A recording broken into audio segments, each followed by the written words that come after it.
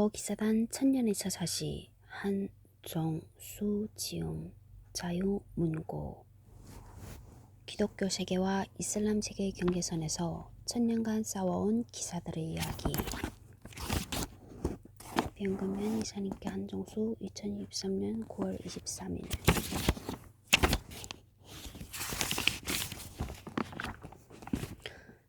426페이지 32번째 5월 19일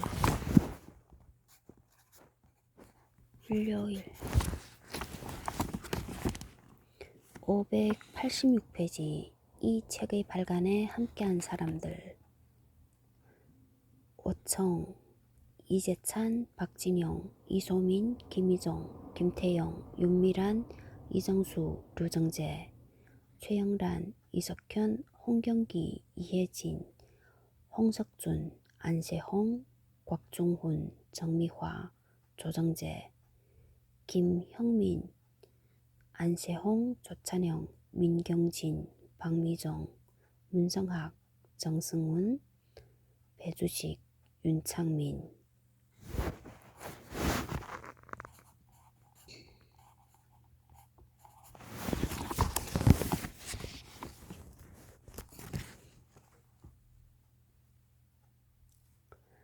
(426페이지) 다음 날에도 오스만군의 불행이 이어졌다. 다만 이번에는 팀킬이 아니라 적의 일격이라는 차이가 있었다. 기사 안토니오 그루구노는 오스만군의 장교들이 모여있는 것을 눈치채고는 그곳에 포탄을 떨어뜨리는 데 성공하였다. 이 일격으로 무스타파 파샤 다음가는 지휘의 포병사령관이 전사하고 말았다. 무스타파 파샤는 이 사실 역시 비밀에 붙였지만 숨길 수는 없었다. 다만 그루구노도 대가를 치러야 했다. 자신의 일격에 환호자격하다가 몇 분 후 저격병의 총탄에 맞아 중상을 입었기 때문이다. 그는 배에 실려 비르구의 병원으로 옮겨졌다. 그루그노가 탄 배에 동승한 두 병사가 오스만군의 포화에 희생되었다. 성 엘무요세 지휘부에서는 병사들을 더 죽게 할 수 없으니 더 이상 배를 보내지 말라는 서신을 딸려 보냈다.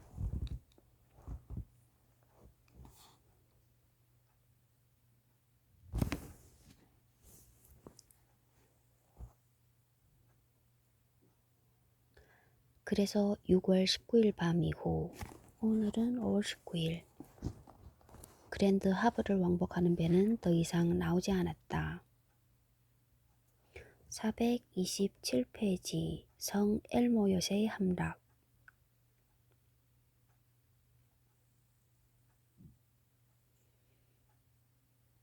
(6월 21일은) 가톨릭에서 중요시하는 성체 축일이었다. 비르구에서는 적의 포화에 노출되지 않는 도로에서 축하 행렬이 벌어졌는데 발레트 총장도 참가하였다. 다행스럽게도 이날에는 소규모 교전만 벌어졌다. 그러나 22일은 달랐다. 무스타파 파샤는 이날 새벽 총공세를 펼쳐 이 요새를 끝장내기로 결정했고 성 엘모 요새 공방전은 절정으로 치달아갔다. 성 엘모 요새는 육지는 물론 바다에서는 피알리가 지휘하는 갤리선 함대의 포격을 받고 있었고 그랜드 하버에서는 화승총병을 태운 보트들에게 비르구와 연락을 차단당하고 있어 완전히 포위된 상태였다. 예니체리 부대를 선두로 한 오스만군은 사다리를 들고 요새에 돌격해 들어갔다. 수비대는 그들 머리 위에 돌과 물덩어리를 던졌고 처절한 백병전도 벌어졌다. 해가 완전히 뜨면서 찌는 듯한 더위가 두 군대를 괴롭혔지만 전투는 더욱 치열하게 진행되었다. 이 와중에 몬세라트 사령관이 포탄의 머리가 날아가면서 최후를 맞았다. 이 전투는 무려 6시간 동안 계속되었지만 놀랍게도 수비대는 이번에도 방어에 성공하였다. 하지만 요새의 상황은 처참 그 자체였다. 생존자들은 100명에도 미치지 못했으며 그나마도 거의 전부 크고 작은 부상을 입고 있었다. 살아남은 지휘관들 중 두 발로 설 수 있는 이들이 없었을 정도였다. 흉벽과 연병장에는 시신들이 널려 있었지만 매장은 엄두조차 낼 수 없었다. 성벽도 거의 갈라지거나 부서졌지만 수리할 자재는 물론 그럴 힘도 없었다. 파리떼와 돌가루가 호흡조차 힘들게 하고 화약과 피냄새와 시체 썩는 악취가 코를 찔렀다. 그래도 두 발로 걸을 수 있는 이들은 성당에 모여들어 자신들의 삶과 이승에서의 순례를 이곳에서 끝내며 그리스도를 위해 죽기로 입을 모았다. 마지막이 될 고해 성사를 받는 이들도 있었다. 그리고 서로 간의 죄를 고백하고 가련한 영혼의 자비를 베풀어 달라고 그리스도께 간구하였다. 프랑스와 스페인 출신인 두 신부는 종을 울렸다. 성당을 나온 기사와 병사들은 최후의 일전을 준비하기 위해 쓰러진 전우들의 군복에서 남은 화약을 걸어모으고는 제 위치에 자리 잡았다. 성직자들은 신성모독을 막기 위해 성화는 불태우고 십자가와 성구들을 성당 바닥에 파묻었다. 미란다 등 지휘관들은 의자에 앉아 칼을 잡고 마지막 지휘를 맡았다.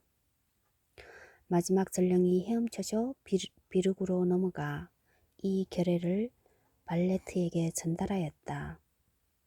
발비 디 코레조는 그의 책에 총장의 마음은 하느님만이 아실 것이 라고 기록하였다.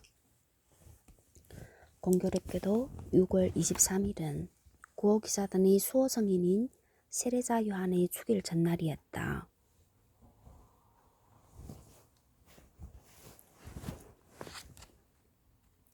장렬하면서도 처참한 현지 상황을 들은 발레트는 눈물을 흘렸다.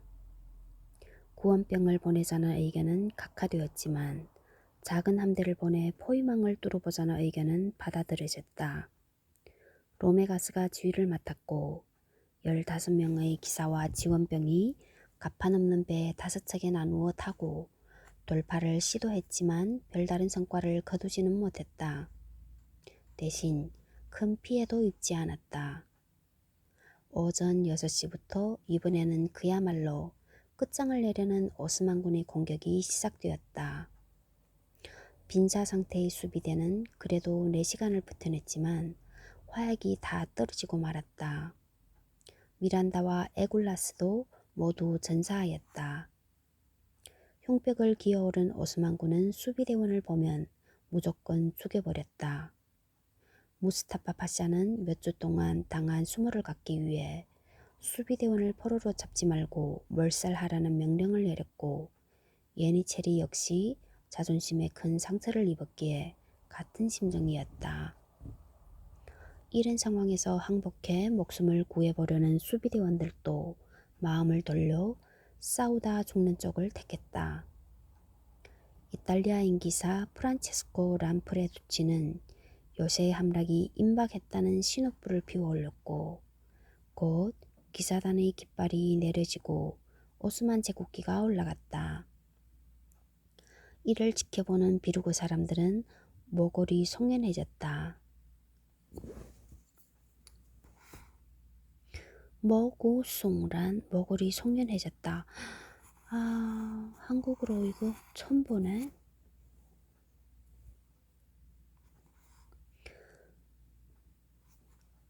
무스타파 파샤가 성 엘모요시 연병장에 도착하였다. 번역가이긴 번역가이네.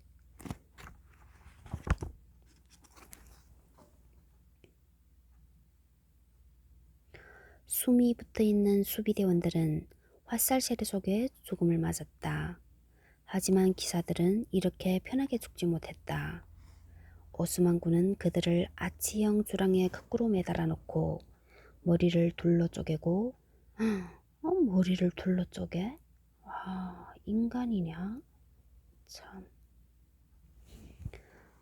오스만군은 그들을 아치형 주랑에 거꾸로 매달아 놓고 머리를 둘러 쪼개고 가슴과 배를 찢어 내장을 모두 드러내는 극악무도한 방식으로 죽였기 때문이다. 물론 두 신부도 참혹한 죽음을 피하지 못했다. 인간이란 게 참...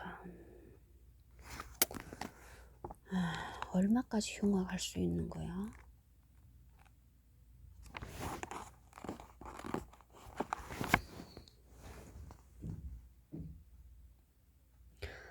하지만 전부 죽은 것은 아니었다.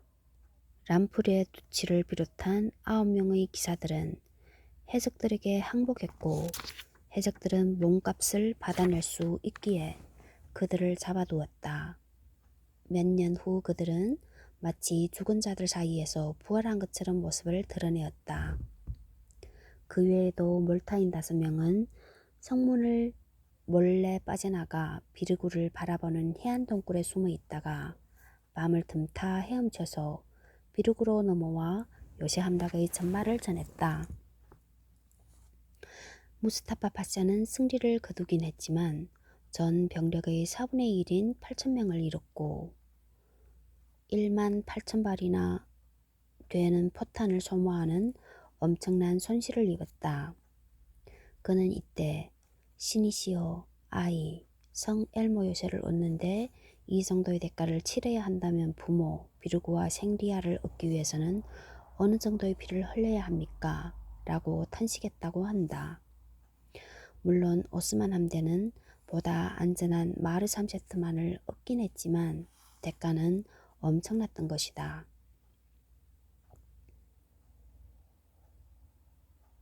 여전히 의식 불명인 투르굿은 요새가 함락된 지 2시간 후 세상을 떠났다. 전사이긴 하지만 어찌 보면 참으로 행복한 죽음이라고도 할 수 있을 것이다. 그 험한 전쟁터와 바다를 누비면서 여든까지 살았고 마지막 전투의 패배를 보지 않아도 되었으니 말이다.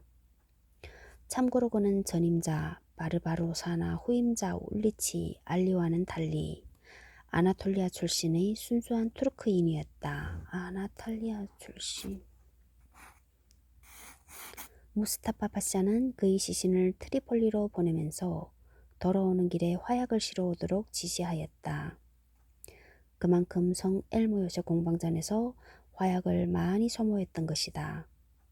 또한 콘스타티노플로 승전보와 함께 노역한 대포를 보내는 정치적 조치도 잊지 않았다. 다음 날 아침 무스타파 파샤는 요새 지휘관들의 목을 창에 꿰어 비르구 사람들이 잘 보이는 곳에 전시하였다. 이에 그치지 않고 기사들과 신부들이 참혹한 시신 10구를 십자가에 못 박아 비르구 쪽으로 흘러가도록 하였다. 기사단의 전해를 끄자는 의도였지만 오히려 역효과만 나고 말았다. 말 그대로 강철 같은 의지의 소유자인 발레트는 전혀 흔들리지 않았다. 시신들을 정중히 묻어주라고 한 다음 세례자 요한의 주기를 엄수하였다. 그리고 축하를 위해 먹고 마시라고 명령하였다. 식량과 물이 넉넉하다는 모습을 적들에게 보여주기 위함이었는데 적어도 식량은 충분하였다. 그리고는 지하 감옥에 갇힌 오스만군 포로들을 끌어내 성도에 올린 다음 적군이 보는 앞에서 모두 참수하였다. 그리고는 성 안젤로 요새에 있는 대포에 그들의 머리를 넣고 오스만군 진영으로 날려보냈다. 로도스와는 달리 몰타 공방전은 말 그대로 인정사정 없는 전투였고 이후로도 그렇게 진행된다.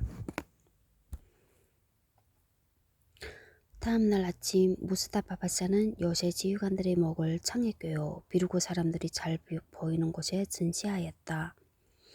이에 그치지 않고 기사들과 신부들의 참혹한 시신 10구를 십자가에 못 박아 비르구 쪽으로 흘러가도록 하였다. 기사단의 전해를 꺾자는 의도였지만 오히려 역효과만 나고 말았다. 말 그대로 강철 같은 의지의 소유자인 발레트는 전혀 흔들리지 않았다. 시신들을 정중히 묻어주라고 한 다음 세례자 요한의 추기를 엄수하였다. 그리고 축하를 위해 먹고 마시라고 명령하였다. 식량과 물이 넉넉하다는 모습을 적들에게 보여주기 위함이었는데 적어도 식량은 충분하였다.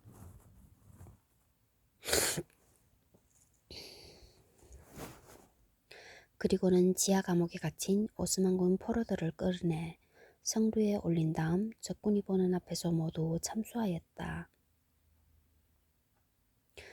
그리고는 성 안젤로 요새에 있는 대포에 그들의 머리를 넣고 오스만군 진영으로 날려보냈다. 로도스와는 달리 몰타 공방전은 말 그대로 인정사정 없는 전투였고 이후로도 그렇게 진행된다. 431페이지 휴지기에 벌어진 막간 극들. 여기서 기사단이 성 엘모 요새에서 잃은 손실도 살펴보아야 할 것이다. 잃은 병력은 약 1,500명이었으며 그중 기사와 부사관은 120명이었다. 이 중 이탈리아 출신이 31명으로 가장 많았고 아라곤과 오베르뉴, 프로방스, 프랑스, 독일 출신이 나머지를 차지하였다. 비올라만 치면 오스만군 못지않은 손실이었지만 그 사이에 비르구와 생리아의 방어시설을 보강할 수 있었으니 전체적으로는 남는 장사였던 것이다. 엄청난 유해를 가져온 공방전이 끝났으니 당연하지만 숨고르기를 위한 시간이 필요하였다. 오스만군은 며칠간 조용했고 29일에는 사절단을 비르구로 보냈다. 내용은 로도스와 같은 조건으로 항복하라는 것이었다. 발레트는 사자의 목을 베라고 호통을 쳤다. 발레트는 43년 전의 패배를 결코 잊지 않았는데 패인 중 하나가 주민들의 동료 때문이라고 확신하고 있었기 때문이다. 협상의 기미조차 보이지 않을 작정이었다. 주의 만류로 사자는 살아 돌아갈 수 있었지만 총장의 의지는 무스카파 파샤에게 충분히 전달된 셈이었다. 그리고 이런 말을 전하라고 하였다. 무스타파가 손에 넣을 수 있는 몰타의 땅은 그 자신의 무덤뿐이다. 분노한 무스타파 파샤는 발레트만 포로로 잡아 콘스탄티노플로 끌고 가고 나머지는 모두 죽여버리겠다고 신에게 맹세하였다. 나중에 이 이야기를 들은 발레트는 자신은 결코 포로가 되지 않겠다고 공언하였다. 물론 무스타파 파샤가 사절단에만 모든 것을 걸고 있을 리는 만무하였다. 주도 면밀한 작전 계획을 세웠는데 그 골자는 상대적으로 방어가 취약한 생리아를 먼저, 그 중에서도 비르구와 마주하고 있어 안전한 동쪽과 달리 서쪽은 상당히 취약했기에 그곳을 공격하기로 한 것이다. 이를 성공시키기 위한 비책도 있었다. 하지만 비밀이 누설되면서 작전은 시작부터 꼬여가기 시작하였다.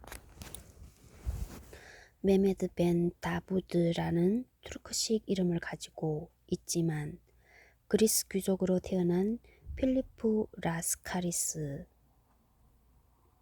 라는 인물이 기사단 쪽으로 망명했기 때문이었다. 동로마 제국 때 니케아를 기반으로 한 그의 가문은 황제도 셋이나 배출한 적이 있었다. 당시 55세였던 그는 무스타파 파샤의 측근으로 고급 정보에 접근할 수 있는 지위에 있었다. 어린 시절에는 그리스도교였다가 개종한 인물로 성 엘모 요새 수비대의 영웅적인 방어전을 보고 감동하여 어린 시절의 종교로 돌아오기로 결심한 것이었다. 어느 연대기 작가의 표현을 빌면 성령으로 가슴이 불타올라 귀순과 개종을 결심했다고 한다. 경위야 어쨌든 그가 가져온 정보는 아주 소중했다. 무스타파 파샤의 전략은 포대가 있는 해안으로 공격하지 않고 시베라스 능선을 따라 작은 배를 이동시켜 생디아스 쪽에서 공격하겠다는 것이었다. 즉 1453년 콘스탄티노플 공략전에서 사용한 전술의 축소판인 셈이었다. 여기에 대한 해석 433페이지. 콘스탄티노플 공방전에서 오스만군은 언덕에 목재레일을 깔아 마르마라 해에서 군함을 육지로 이동시켜 금강만으로 이동시키는 엄청난 위협을 이루었다. 이것이 결정타가 되면서 오스만은 콘스탄티노플을 손에 넣는다. 행운의 여신은 계속 기사단에게 미소를 지었다.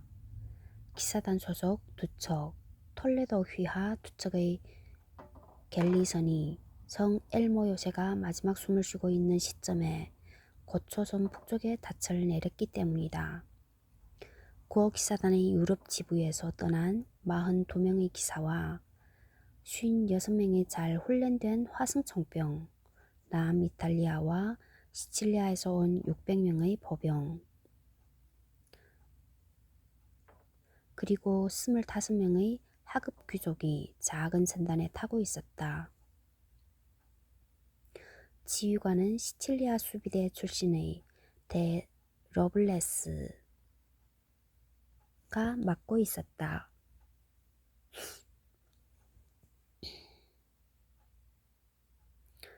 이들 중에는 발레트 총장의 조카인 앙리도 있었다. 하급 귀족은 이탈리아 출신이 20명, 독일 출신이 3명, 영국인이 2명이었다. 존 스미스와 에드워드 스탠리라는 두 영국인은 영국의 종교개혁을 거부하고 로마로 망명한 모험가들이었다. 적어도 고초섬 상륙 당시에는 발레트조차 이 사실을 모르고 있었다. 이들은 오스만군의 경계를 교묘하게 피해 몰타 본섬에 상륙한 다음 6월 29일 밤 안개를 틈타 무디나에 입성하였다. 이들은 무스타파 파샤의 본영이 있는 마르샤를 남쪽으로 돌아 7월 3일 밤 매편으로 비르구에 도착하여 요새안에 입성하는 놀라운 묘기를 보였다. 낙오하여 포로가 된 10명을 제외하고는 부상자 하나 없었기에 더욱 놀라운 일이 아닐 수 없었다. 기사단은 생생하고 잘 훈련된 700명의 병력을 얻기도 했지만 오스만군의 포위가 완벽하지 않다는 사실이 확실하게 증명되었기에 사기가 오를 수밖에 없었다. 반면 오스만군은 큰 충격을 받을 수밖에 없었고 무스타파와 피알리두 파샤는 책임 소지를 놓고 언쟁을 벌이기까지 하였다. 시칠리아에서 대규모 구원부대가 오기 전에 물량을 뽑는 정면 대결로 기사단을 굴복시킬 수밖에 없다고 판단한 무스타파 파샤는 새롭게 포대를 배치하였다. 그 사이 대포는 64문으로 늘어나 있었다. 본격적인 포격은 구원부대가 입성한 다음 날인 7월 4일부터 시작되었다. 다행히 성 엘모 요새를 차지했기에 배들이 쉽게 만으로 들어올 수 있어 보급은 원활해졌다. 그리고 7월 6일부터는 산 위로 배가 움직이기 시작하였다. 라스카리스의 정보가 정확했던 것이다. 여기에 대한 해석 435페이지. 전투가 끝난 후 라스카리스는 공로를 인정받아 기사단의 연금 수혜자가 되었다. 물론 발레트도 그동안 손 놓고 지켜보지는 않았다. 그가 한 조치는 두 가지였다.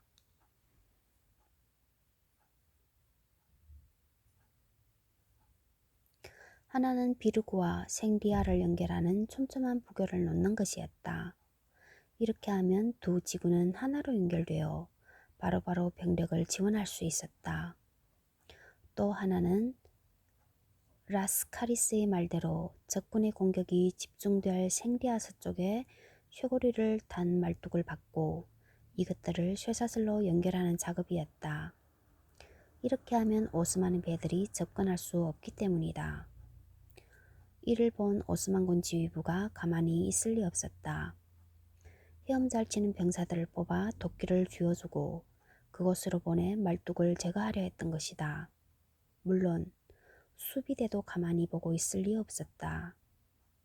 역시 물개 같은 수영의 달인인 몰타 청년들에게 두둑한 보상을 약속하자 그들은 알몸에 헬멧만 쓰고 입에 당금을 문 다음 주저없이 물에 뛰어들었다. 수종 난투극은 홈그라운드 선수들의 승리로 끝났다. 곤양기를 이용한 말뚝 제거 시도 역시 몰타의 물개들이 수를 끊어버리면서 수포로 돌아갔다. 하지만 이런 싸움은 그야말로 작은 전초전에 불과하였다. 435페이지 기사단의 복수. 어딘가 한 끗씩 밀리는 듯한 오스만군에게도 좋은 일이 일어났다. 투르크스의 사위이자 알제리 총독인 하셈이 28척의 배에 2,000명의 정예병을 데리고 도착했기 때문이었다. 그는 먼저 성 엘모 요새를 둘러보았는데 이런 작은 요새를 점령하는데 한 달이나 걸렸다는 사실을 믿지 못했다.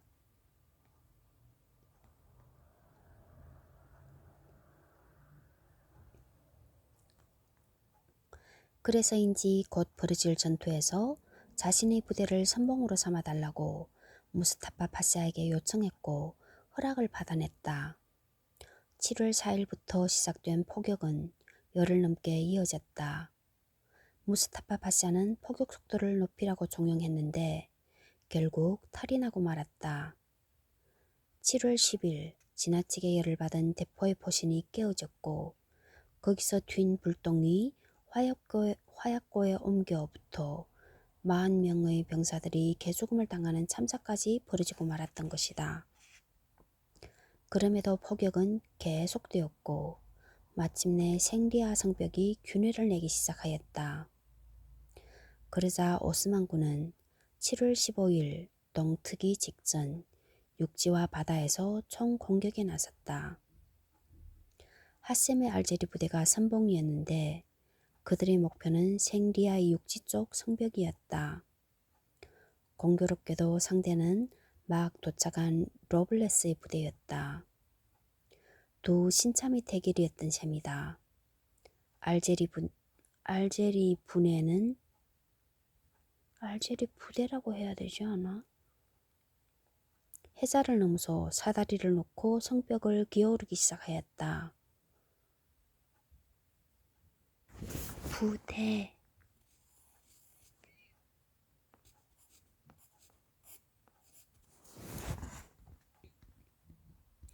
물론 수비대도 화승총과 불hul렁쇠를 비롯한 각종 열병기를 동원하여 그들을 쓰러뜨렸다.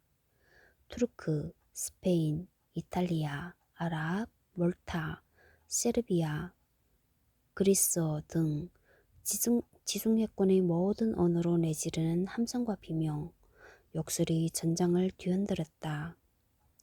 알제리 병사들은 용감하게 싸웠지만 좁은 지형을 극복하지 못하고 패했고 해자는 그들의 시신으로 메워졌다. 하셈은 적을 가볍게 본 대가를 톡톡히 치른 셈이었다. 하지만 바로 예니체리 군단을 중심으로 한 정규군이 뒤를 이어 성벽으로 달려들었다.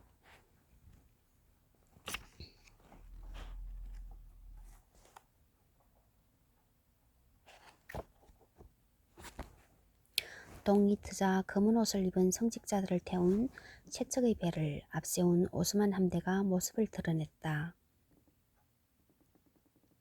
그들의 주 목표는 생리아 반도의 서해안과 끝에 있는 스퍼보르였다. 녹색 모자를 쓴 성직자들은 병사들의 사기를 높이기 위해 꾸란의 구절을 낭송하고 있었다. 다양한 색깔의 깃발과 군목, 모자, 그리고 갖가지 악기가 내는 음악도 수비대에게는 신기한 볼거리이자 들을 거리였다.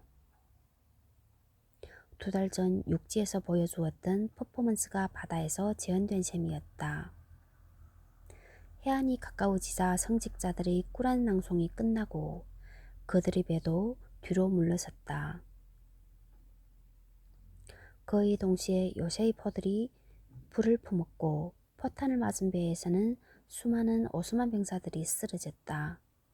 하지만 그들은 굴하지 않고 해안으로 배를 접근시켰고 말뚝과 뱃머리가 충돌하였다. 방패를 든 오스만군이 상륙하자마자 수비대의 포화가 쏟아졌다. 이 포화는 수많은 오스만 병사들을 쓰러뜨렸지만 이럴 때 쓰라고 준비한 대형 박격포는 알 수 없는 이유로 제 역할을 하지 못했다. 이 덕분인지 오스만군은 해안에 발판을 마련하는 데 성공하였다. 스포보르는 박격포의 불발 외에도 여러모로 시작이 좋지 않았다. 한 병사가 소위탄을 잘못 다루어 폭발을 일으켰고 자신은 물론 동료들까지 살상시킨 것이다. 혼란을 틈타